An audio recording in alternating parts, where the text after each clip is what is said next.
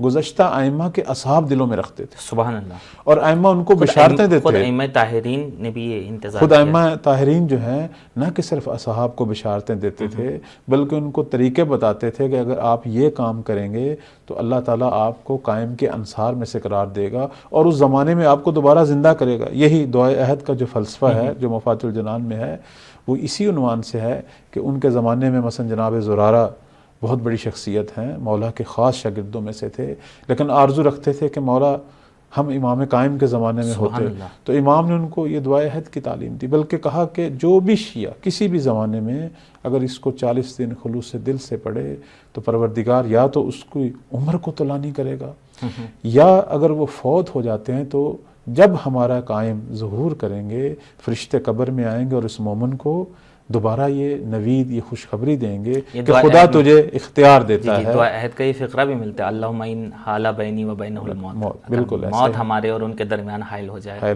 تو اب یہ دعا عہد کی جو تعلیم امام صادق علیہ السلام نے دی، وہ اس خواہش کی بنا پر تھی جو اصحاب کے دلوں میں تھی. خود ہمارے ائمہ مشتاق تھے. واہ.